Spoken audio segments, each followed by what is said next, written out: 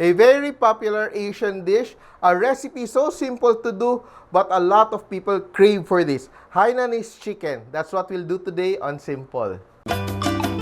Simpol, simpol. Luto na, ha, ha. So we will be needing a whole chicken. So itong chicken na to is around just barely a kilo in size para mas madali siya maluto. And we will cook it for around 35 minutes. So just a whole chicken. And we will prepare our poaching liquid. So I have here a pot of water that has started boiling. So I will just add our aromatics. So I just have some leeks. And I'm just gonna add it into the hot pot of boiling water. I add some sliced ginger.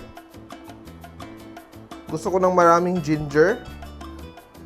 I also add garlic, which I just crushed. Whole pieces of garlic crushed. And some whole peppercorns.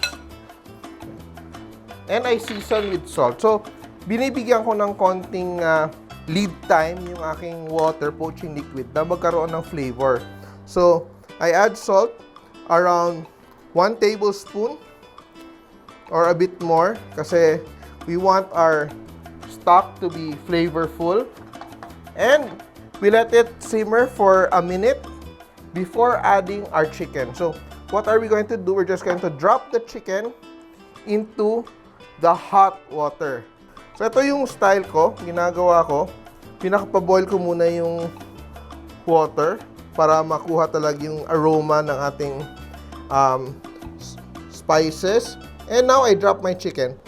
Breast side down, gentle, para hindi siya tumalsik sa'yo. So, the chicken has to be submerged like that.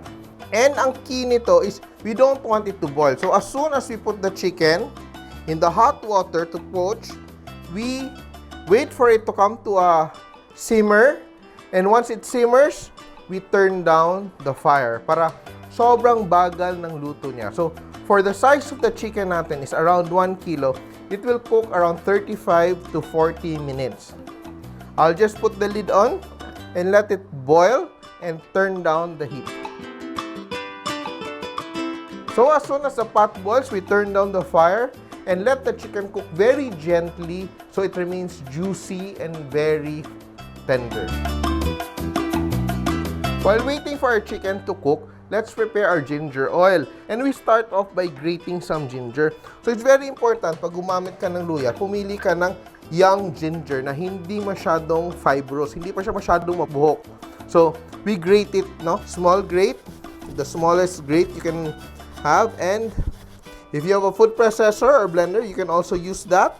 So, huwag kayong gumamit ng tuyot na ginger kasi hindi maganda yon at saka magaspang na siya pag kinain mo. And we'll prepare our ginger oil. So, I heat up some oil. We use around 1/4 cup of oil. I'm using canola oil or you use corn oil. So, yung kailangan mong gamitin na oil, yung hindi natutulog na oil. So, when you refrigerate it, if we put it in room temperature, hindi siya nagsisebo. Or else, ang pangit-pangit ng ginger oil nyo, namumuo. And we add some garlic. So, I have some chopped garlic. This is around 1 tablespoon of garlic. Let it heat up to infuse. As soon as our chicken boils, we turn down the fire kasi we don't want boiling. Kung masyado na siyang sobrang kulo, you can turn off the fire for a while, for around 3 minutes, and turn it back again. So, ayaw natin yan na mag-boil yung ating chicken.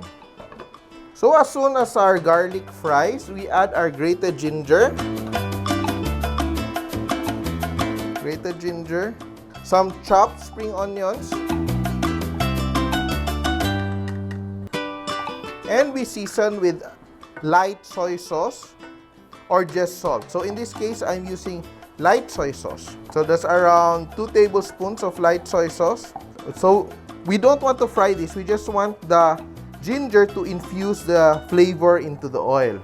So, we cook it for a minute and we finish with a tablespoon of sesame oil. And our ginger oil is done. So, we just set it aside. Yan. So, ito na yung isa sa ating condiments to serve with our Hainanese chicken. So, easy to do.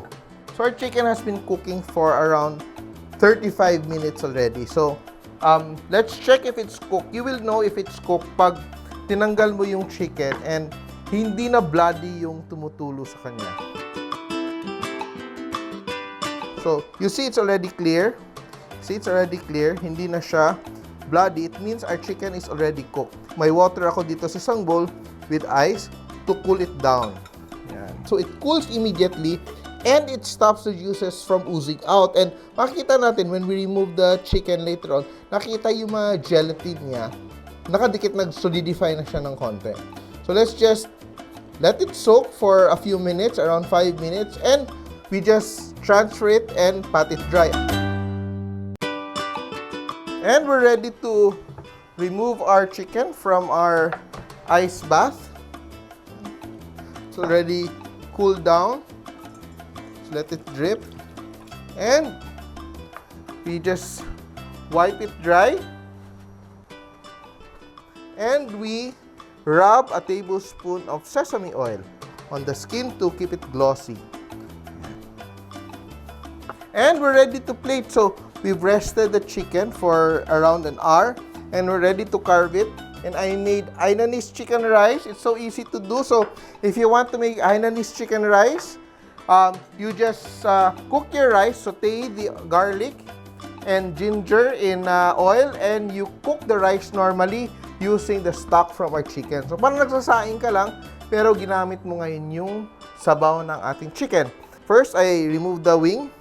So makikita mo if the chicken is cooked nicely, is hindi nagbe-break yung skin from the bone. Cut out the wing so I can carve out the breast.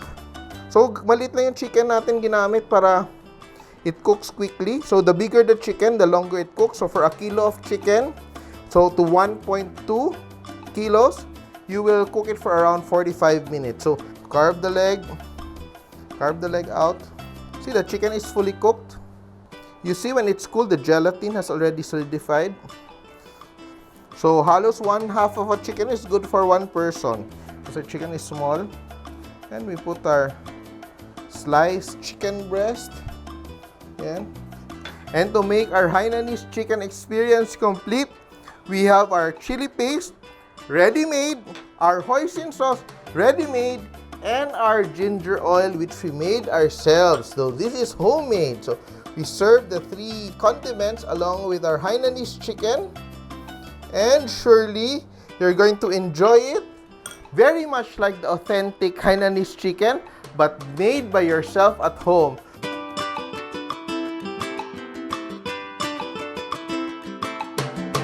So please enjoy our Hainanese chicken. Simpol! Nagustuhan niyo ba ang video na to? Please share para lalong dumaming ating mga kasimpol. And don't forget to subscribe to our Facebook, YouTube, and Instagram accounts.